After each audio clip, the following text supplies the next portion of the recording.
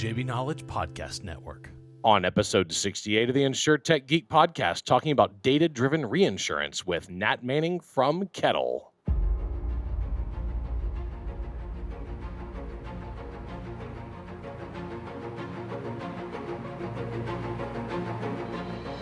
The Insurtech Geek Podcast, powered by JB Knowledge, is all about a technology that's transforming and disrupting the insurance world. We'll be interviewing guests and doing deep dives into specific tech we see changing the industry.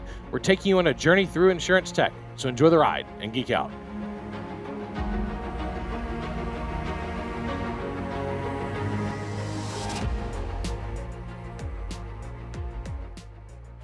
Spooky Halloween. That's right. One of my favorite times of year. As we record this, it's Friday, October 29th, 2021, and it is Halloween. Hopefully your kids are out trick-or-treating and not trying to do it virtually over Zoom. Lame. Go get some candy. Go get some candy. Go have some fun. Even if you're, if you're COVID cautious, just, you got a great excuse to wear, what is it? Freddy Krueger had the mask, or Jason. Who was it that had the big full face mask that just works wonderfully for COVID? Mask, right? It was Jason. Yeah, it was Jason. There you go. So if that's what you got to do, then put the Jason mask on and go trick-or-treating, man. It's a great time of year. I got my costume. I'll go ahead and announce what it is. I went ahead and went. Now, Top Gun was supposed to be out by now, and the damn thing keeps getting delayed, but it's okay. I'm Maverick from Top Gun. I'm a pilot. I do like to fly airplanes, and so I thought it was an appropriate costume. Rob, are you dressing up, or are you just going to go in 100% dad wear? Yeah, no, great question. Good to see you, James. And so here's the deal. So I do not dress up every year. I just do the dad thing, and I have made a deal with my kids over many years. So my kids are now 20, 16, and 11, so they're older. So I've told them if they can all agree on a theme, I will dress up. So I thought my family would make, for instance, an awesome Luke Skywalker, Han Solo, and Princess Leia, and I would be, honored to be Chewbacca, right? Or a C-3PO. I think that'd be perfect.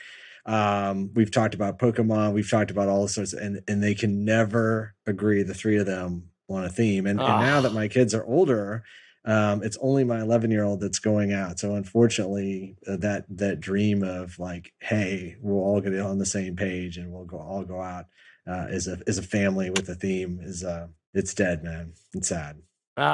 Dream is dead. So sad. It's okay. I thought that would be enough incentive, see dad in a silly costume. Mom agreed to it. We could even get the pup dressed up, but they're individual, prioritize themselves over the team here. Yeah, and that's it. They got to learn the lesson, My 14-year-old now, she's pretty independent, likes to do her own thing, would dress up, but we always went out and I always picked my stuff. My 11-year-old's always wanted to match. This year is the first. This is so sad. This year she's not matching with me. She's matching with her special friend from school. He asked her if they could match, and so she's matching with him instead of me. That's tough, my dad. God, but she and I matched costumes for the last 8 years. So we always went out together. So I'm Top Gun. She's a Harry Potter character. With us today, we've got Nat Manning from Kettle. Nat, are you dressing up for Halloween? Yeah, I am. And good. I've got a 3.5-year-old, so we are doing a family look. You guys have ever read the books Elephant and Piggy by Mo Williams for the little ones? Our 3.5-year-old loves them. So awesome. We are pig, elephant, and pigeon. That is amazing. So good job, Dad. Awesome. Have fun on that one. Trick-or-treating is so much fun. First 2 years of trick-or-treating, my oldest one just cried the entire time. And once she turned 3, she saw the point, and she got with the candy racket, and she started enjoying it. My younger one, who's now 11, has always loved trick-or-treat. So we hope you out there in listener land are enjoying. By the time this airs, it'll be after Halloween. Hope you enjoyed, past tense, Halloween, and have a wonderful time there. Before we get started with our interview, don't forget you can subscribe to the Insurtech Geek Podcast. Remember, of course, we broadcast this on video on Facebook, Twitter, and LinkedIn, but and Vimeo. You can subscribe by texting Geek Out to 66866. You can also, just go to our website at jbknowledge.com. But again, just text Geek Out to 66866. Back to our interview. Our special guest with us this week, Nat Manning from Kettle. He's co-founder and chief operating officer over at Kettle. For your reference, if you want to watch or look at the website while you're listening, it's Our Kettle, OurKettle, ourkettle.com. Nat, thank you so much for joining us. Where are you joining us from today? I'm in the Philly area right now. I've been in the Bay Area for the last 11 years and recently made my way over here to Philly, which is where I grew up. Awesome. So Pat's, Geno's, or other? No comment. I don't want to get myself in trouble. In that my new Pick a lane. Pick a lane. I'm a Geno's for sure. Geno's. I love Geno's. Their bread is better. I'll give you a good nod here. I'll give you a good nod. Yeah, I like a provolone wit. A provolone wit. And I always bring my cash. I order quickly, and then I shut up like they want me to. Going out to eat in Philly at any type of food place like that is like the opposite of going out to eat. Here in Texas, they're like, oh, y'all come on in. Let me tell you about the menu. Let me tell you all the great things we got. And at Pat's or Geno's, they're like, what do you want? Well, I'm sorry, we got lots of people. Come on, what do you want? No, cash only. What do you want? Point the menu. I mean, it's like, I remember I said, well, tell me like what's in the pizza? I'm sorry. This was so funny because I was like, what's in the pizza cheesecake? She goes, pizza sauce. You want it? No regard for customer service, but phenomenal cheesesteaks. Indeed. Phenomenal cheesesteaks. So you're back in Philadelphia. Sounds like you were Philadelphia born and raised. On the playground is where you spent most of your days, chilling out, maxing, relaxing, all cool, and shooting some b-ball outside of the school. Did a couple of guys that were up to no good start making trouble in your neighborhood? Yeah, something like that. Did you get in one little fight and your mom got scared and said you moved with your auntie and uncle? Oh, I'm sorry. I just totally got on a Will Smith sidetrack there. So how long did you live in Philly? I grew up outside of Philly, was here until I was 18 and then off. Like King of Prussia outside Philly, or like where? A little farther, Westchester area. Nice. Okay, so you go get your undergrad in religion and philosophy studies at Brown. Excellent school, Brown. Thanks. What led you to studying religion and philosophy? I mean, particularly, it was about the big questions in life. Like that's you're in college. I want to understand. Very driven to kind of Eastern philosophy and existentialism was just like, why are we here? If we're here, might as well ask the big questions. Yeah, why are we here and what are we doing? What does it all mean? Exactly. What happens when we die? Yeah. Those are the big ones. Those are the big ones. It's like, people always ask, like, my favorite two topics are religion and politics, and which, makes me a ball of fun at a party, right? Totally. And there goes the hour we can talk about. There insurance. goes the hour, folks. and then half your friends. I always wondered why they were such hot button topics, because for me, they're not. I just enjoy the topic. For me, it's the two most important questions: who governs you while you're here, politics, and what happens to you when you die, religion, right? What's this really all about? What's the end game about? And of course, they're the two touchiest topics that no one wants to really talk about. And we're not going to talk about them today. We're going to talk about technology. While you're doing this, you did this environmental and international environmental policy and sustainable design. So it looks like you got like a bachelor's and a master's kind of around the same time. Is that right? Yeah, that's right. I mean, basically, the long and short is you study philosophy and say, why are we here? I actually ended up living in a Zen monastery for 3 months in Japan. Cool. Spent a lot of time on the cushion. You do that. I've kind of recently, right before that, essentially took a class in environmental science, learned about climate change, watched The Inconvenient Truth around that time, sat on that cushion for 3 months and said, this is the big problem that is facing humanity over the next 100 years. This is collective action. How do we solve this? And it's not looking good. And the science is the science. And came off that cushion and said, I want to go dedicate the rest of my life to figuring out if we can try to turn around climate change as a awesome. humanity. Awesome. So you jumped in immediately with the Clinton Foundation from 2008 to 2011 as a regional analyst and a finance associate. What was that like? And what were you really working on there? Yeah, we were essentially working on, the theme was really clear. It was if you could make clean tech cheaper than dirty tech, we don't have a climate change problem anymore. So it was essentially, how do you go about making it was mitigation? How do we actually reduce carbon and make dirty or clean tech a lot cheaper? So we were working on essentially as consultants. My bosses, my folks were all kind of like McKinsey, BCG type folks. And one of the big projects I worked on was the clean energy plan for Malaysia, for the energy department there. We were working on how to build financial instruments to reduce the cost of building large solar installations in Australia. So I was getting to work kind of all throughout Asia Pacific in that time. Worked on an off-grid solar project in India, and it was all about how do you make different ways to make clean tech cheaper. Very cool. And then from there, you went through First Solar. You were director as an energy and lead consultant. Then you were CEO of Fellow Robots for a couple of years. Then you went to work as a special advisor on open data at USAID, to the White House. That's pretty cool. Was again that kind of a continuation of all of this, this trajectory in your life when you worked at USAID? Yeah, essentially two things happened. So I was working on trying to turn climate change around, reducing carbon mitigation, right? Clean tech. Also was working internationally, came back to the US in 2011, went to one of these programs in the Bay.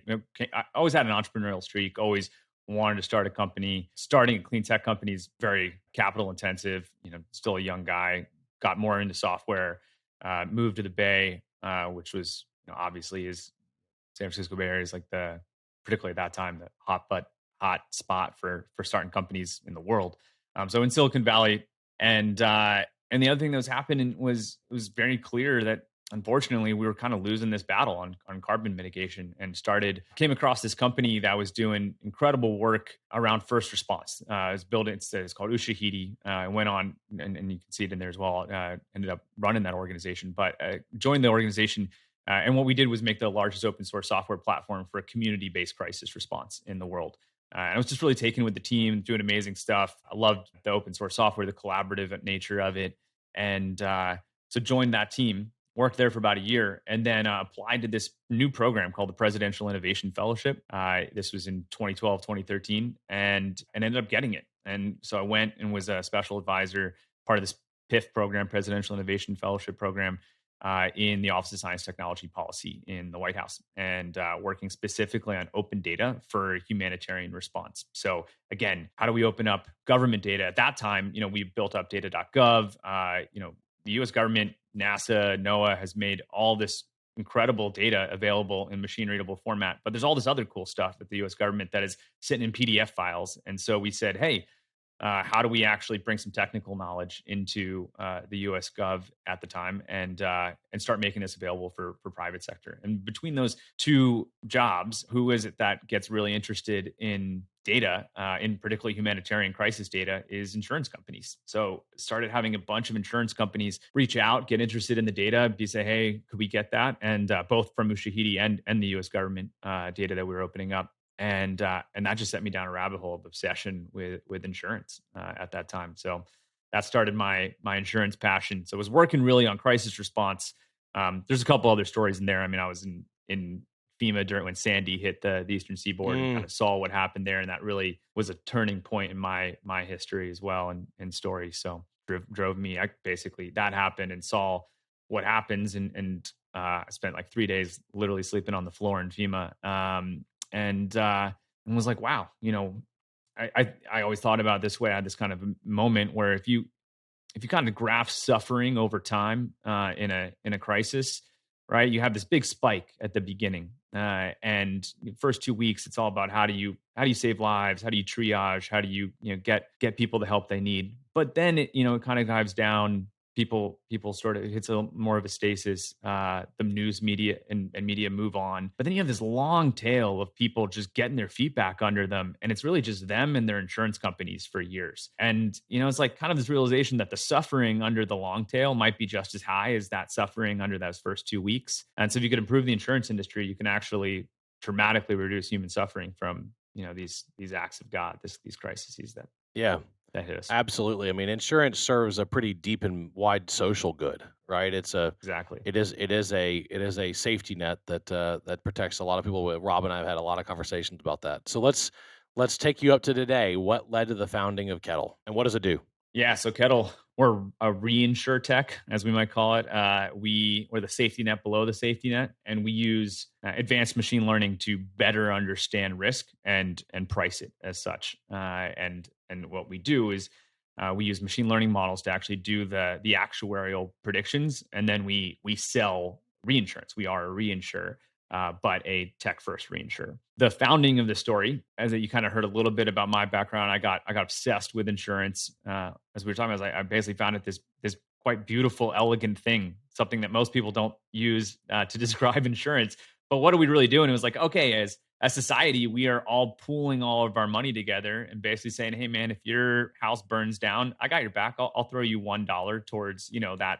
And if all of us do that together, we'll make you whole. And same thing, if it happens to me, you'll do the same thing. And that was this kind of incredible moment. It was like, wow, this is really a tremendous thing that's allowing millions, billions of humans to cooperate at large scale. And that's incredible financially. And it's really good for the economy as well. You don't have to keep all that money sitting in a bank. Instead, you can go put it to work. So we got totally obsessed, realized insurance was also like the OG data scientists, had this technological background.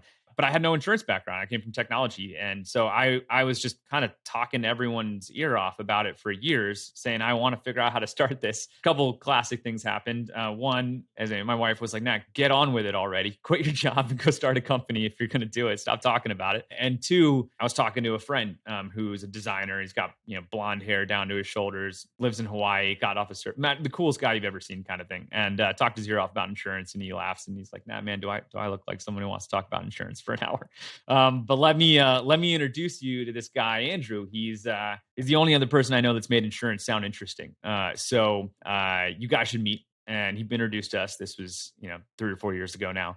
And sure enough, Andrew and I just hit it off. And he was completely brilliant, knew the whole space inside and out. Had started off slinging policies from Allstate and moved all the way up to being the head of technology and digital at Argo Group, a big public reinsurance and specialty reinsurance out of Bermuda. So knew the whole thing, and we had a blast. And then in summer of 2019 said, hey man, we want to quit our fancy jobs and start a company instead. Seems like a great idea. So, and he said, yeah. So we got to work, started building up the team, and like any good startup, iterated a bunch of bad ideas for a year, bootstrapped and self-financed, and then came across the realization that essentially climate change, right, there's been a 3x increase in billion-dollar catastrophes over the last 10 years in the US. That's led to this 60% drop on return on equity for the reinsurance industry. Because what is reinsurance? It is insuring catastrophic risk, right? Not your house got robbed, your roof is leaking. It is like there's a giant wildfire, there's a giant hurricane. That's the job of reinsurance. And those are being exacerbated by climate change. And so if you're in the business of reinsuring catastrophic risk, you're having a tough time over the last 10 years. And that the industry has basically using the same exact models and process of understanding this risk that they were 50 years ago. It's kind of classic stochastic modeling. And if you're trying to say, hey, I'm going to look at the data from the last 100 years and say this spot has burned down twice in the last 100 years, therefore once, let's say, to make the numbers easy, it's got a 1 in 100 shot of burning down next year. That's just not the truth anymore, because it's right there in the word climate changed. So you can't use the same data from the last 100 years to try to understand the next 10 anymore. And so you need a much better model. Yeah, like what does a 100-year flood mean when 3 of them happen in 10 years, right? Exactly. And you just have to kind of look out your window and see that, all right? And so if we can drive cars with AI and re-land spaceships back onto Earth, we should be using these tools to better understand risk. That's awesome, Rob.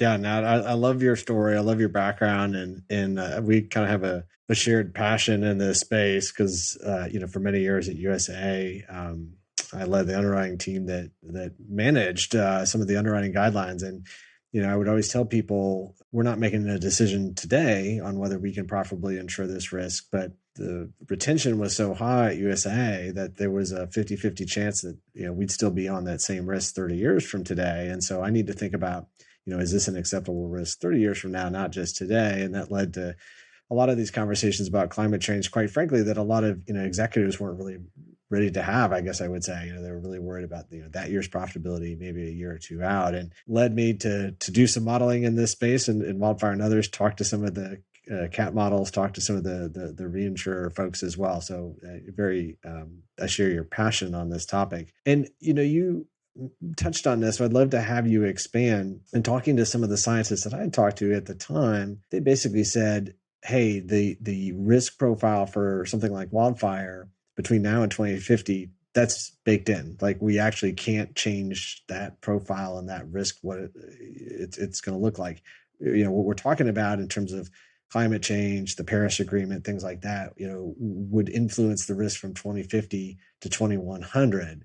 And, so they showed me statistical charts and paths and pretty good estimates of how that the exposure was going to change over the next 30 years that were eye-opening, and things that I was not seeing in the reinsurance space and the traditional catastrophe model space. So, this whole idea of modeling not just the catastrophes, and of course wildfire is a lot more difficult than things like hurricanes. Nobody's actively putting out the hurricane. Yeah. Nobody's actively putting out the earthquake the way they are with wildfire. There's so many more variables involved, and then you add this climate layer on top. It makes it exceedingly challenging. So just would love to have you kind of expand a little bit on what makes climate change in particular really difficult from an insurance perspective, and what are you doing to kind of, I guess, provide us with those better tools that you described?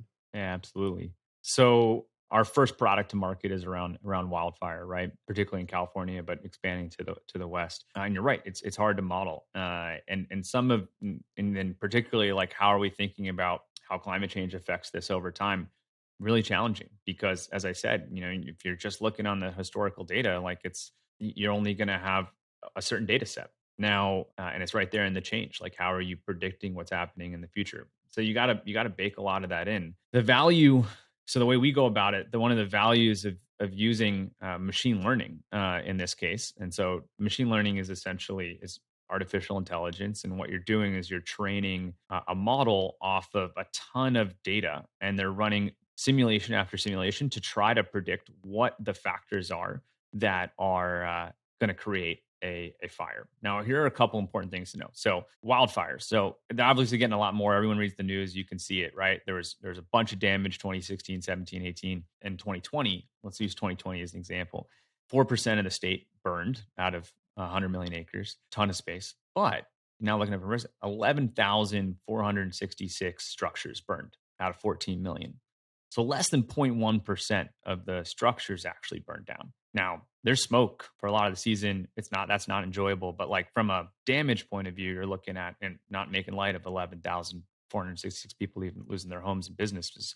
But it is actually quite a small statistical representation compared to what it might feel like in the space, right? That the whole state's burning down all the time. What we're doing in the models is we now have over 30 years of satellite imagery and longer than that of weather, right? And so these machine learning models are looking at what is causing a fire to start, and and then how is it spreading. And the other thing to know is that those 11,000 homes that I mentioned, 98% of the damage was caused by 14 fires. However, there are over 10,000 wildfires a year in California. So what's really happening is, it's like, which are the ones that are going to get really big and really dangerous, right? Which are the ones that are going to get out of control? Because we're actually really good at putting out fires. There's tons of them, and we put most of them out. Now, this is actually a perfect system for machine learning, because you have a good data set. Okay, why is it that these 9,986 fires went out and didn't cause any damage? And what was it that caused these 14 to get completely out of hand and become a Caldor fire, et cetera, Tubbs?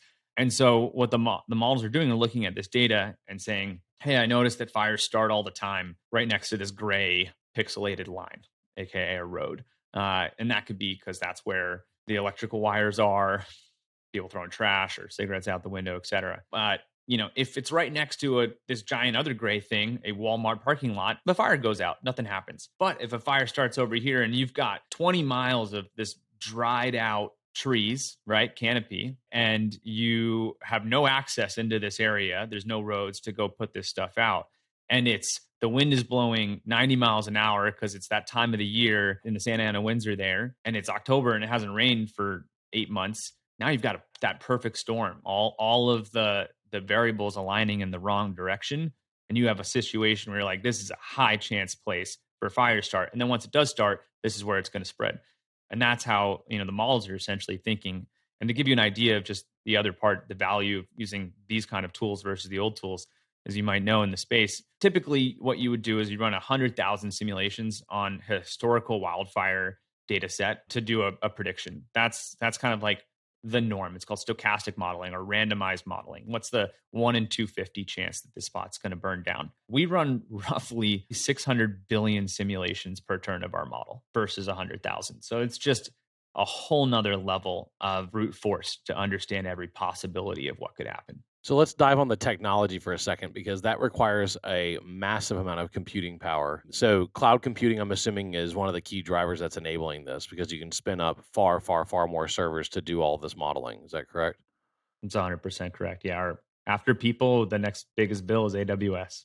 So yeah, so you're in AWS on Amazon Web Services, and are you using a third-party machine learning model? Did you start with a third-party model and develop your own? Where are you at with machine learning? We have developed our own.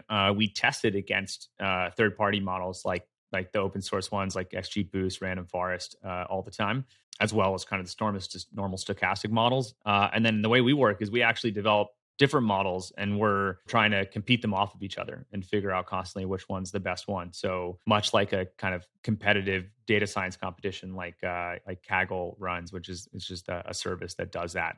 Or very similarly, this is how hedge funds work. So constantly trying to compete models to do prediction and see how you do. That's how we do it. So we have developed numerous ones of our own. That's awesome. Which are the currently winning ones. Yeah, that's great. And what's been your biggest learning lesson from really diving into machine learning? Developing your own model sets, working with AWS. I mean, look, but part of this is about insurance. The other part is about tech, right? So, in the tech sphere, what's been the big painful learning lessons? You got to basically build the plane while you fly it, or rather, you're building the roads as you're driving them. So, I mean, this really wouldn't have been possible, 10 years ago, which is what's incredible. My colleagues who worked some of these big, this is kind of classic innovator's dilemma. Like, might ask, well, the reinsurers have a ton of money. Why can't they do it? But, give it a piece of knowledge. Colleagues who worked in technology at one of the big reinsurers recently, said, hey, I want us to go from running 100,000 models, simulations to 1 million simulations. Team, what do we need to do that? I said, well, that's going to take about 6 months to build out the server infrastructure to do it. Like I said, we're running 650 billion or 600 billion simulations at the moment on AWS. So it's just that ability to build natively into a machine learning cloud-based system versus having to handle 20-year-old infrastructure.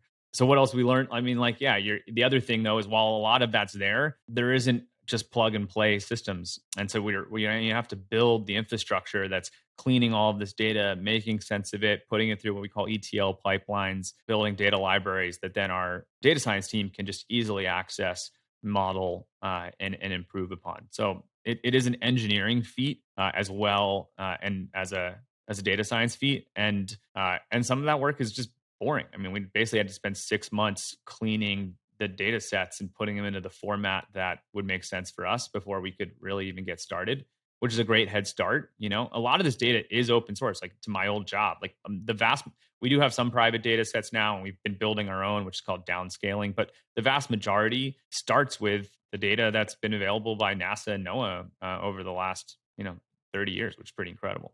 Yeah, that is incredible. And thank the Lord we have satellites, right? I mean, satellites are what led to so much of the modeling data and satellite imagery data that you're consuming now. And 100%. Of course, satellites are getting far, far higher resolution data than they used to, and they're putting a lot more sensor arrays on satellites. So the future is very bright in that regard. Rob?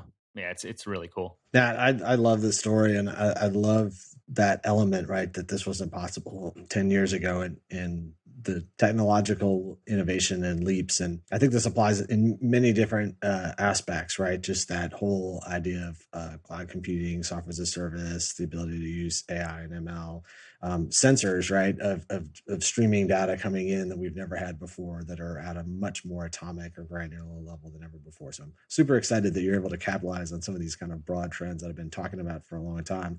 And let's talk about the reinsurance aspect about this. You kind of alluded to it a little bit before, but so AIR, RMS, right? There's kind of these traditional cat modeling firms that have been in this space for 30 years or more. But a lot of reinsurers, they're going to look at their 1 in 100, 1 in 250, 1 in 500, exceedance probabilities, things like that.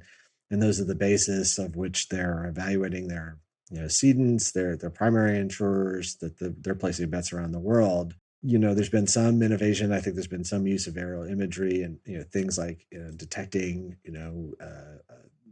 roofs that are in poor condition and things like that over time. But tell us a little bit about that reinsurance aspect. So you're not just doing the modeling, but you're actually providing capital, right, to kind of these risks. So tell us about that aspect of it.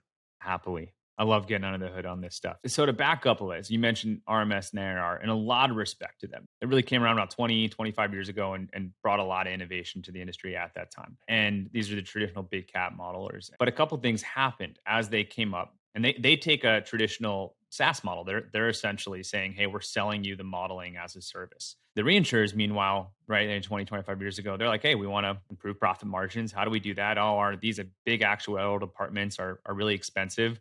Hey, look, there are these new firms that are coming along selling it as SaaS. I'll start reducing my big expense on actuarials, and I can outsource more and more of this. Classic horizontalization of an industry, right? And our take on that is what it has happened now is every reinsurer uses one model for fires across the entire state, which is not good from a competition point of view, or particularly when that model proves to be wrong, as we learned in 2016, 17, right? And 18, like that. It's like, oh, this isn't right anymore. Now suddenly everyone's out.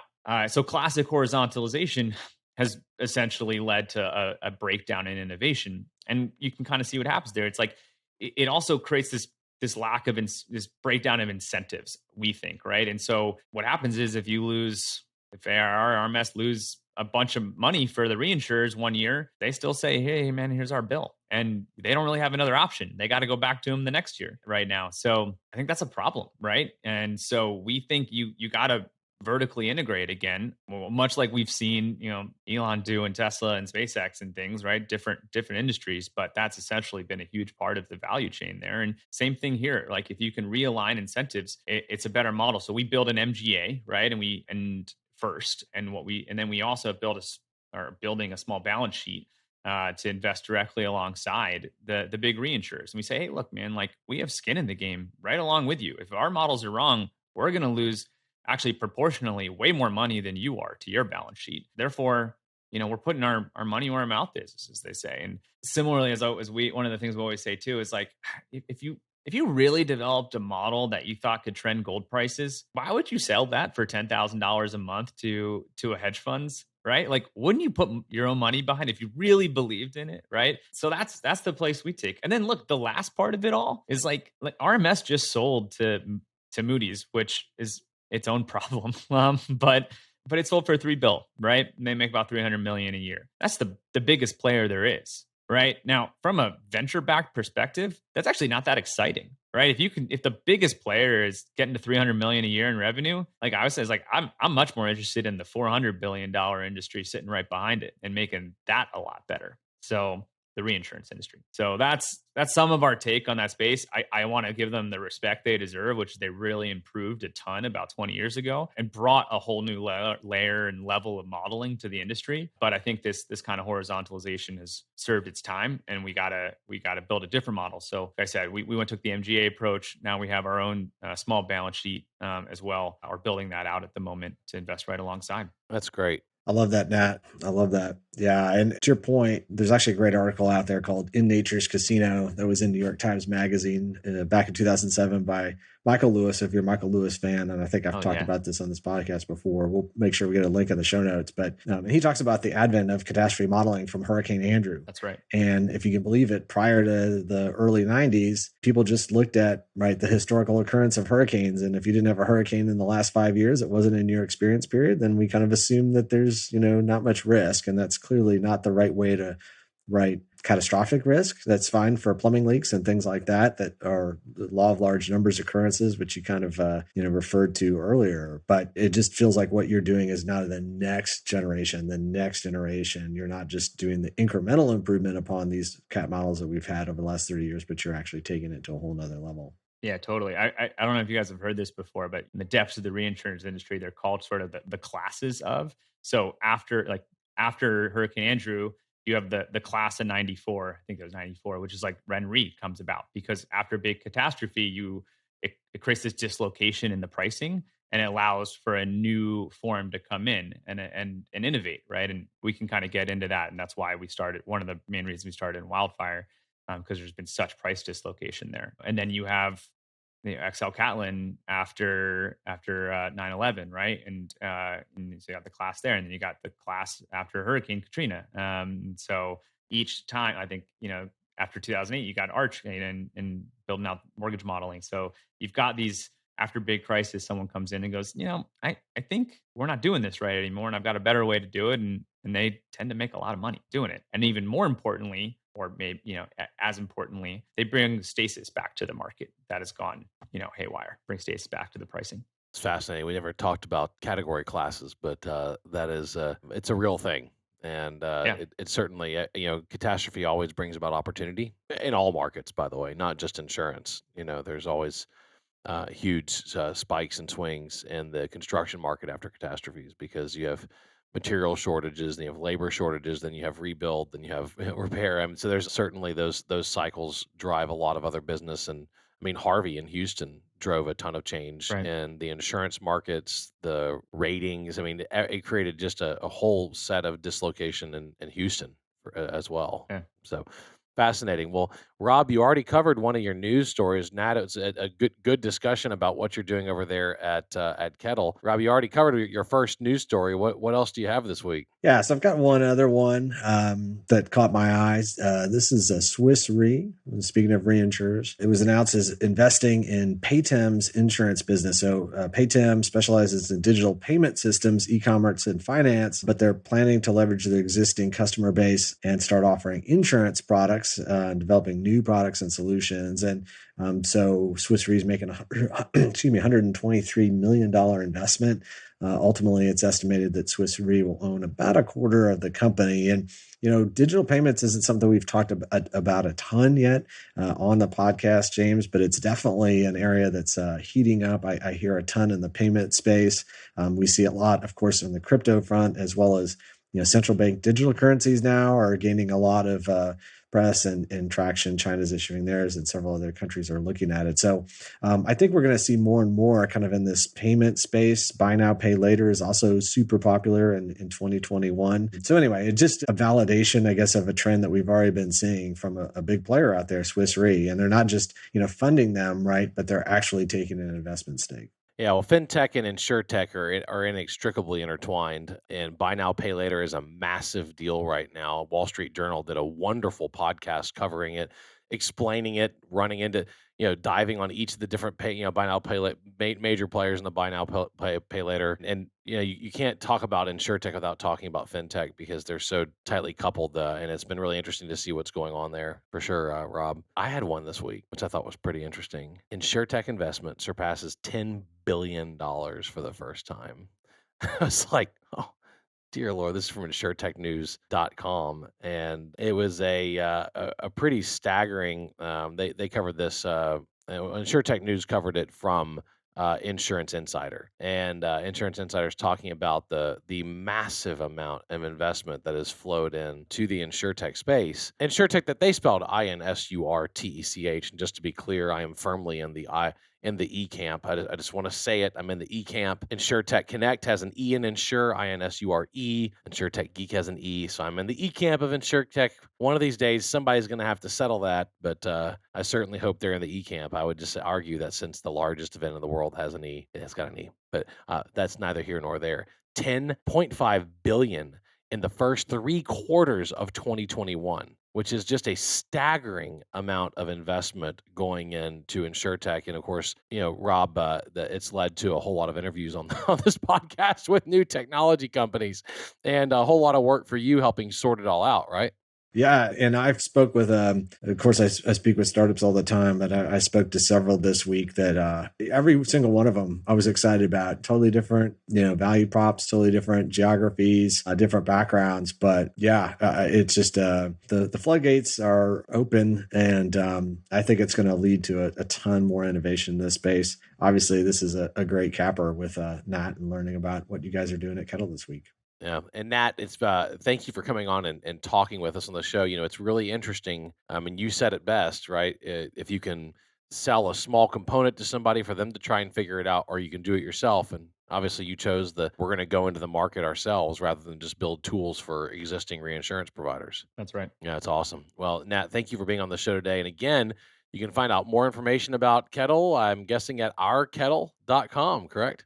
That's correct. Yeah, thanks for having me. Really was a blast. Yeah, Nat, thanks for being on the Insurtech Geek podcast. And again, check out Kettle and what they're doing with data and reinsurance. Rob Galbraith, again, as always, good to chat with you, brother. Likewise, James. I can't believe it's already November, headed to the home stretch here in 2021. And I got to say, go Astros. We'll probably know by the time this is out whether they win or lose the World Series, but go Stros. Exactly right. As we record this, they're tied 1-1. So let's see if our Texas team can beat up that Atlanta team. But it's all good. And thank you out there for listening. And in listener land, this has been the Insurtech Geek podcast powered by JB Knowledge, jbknowledge.com.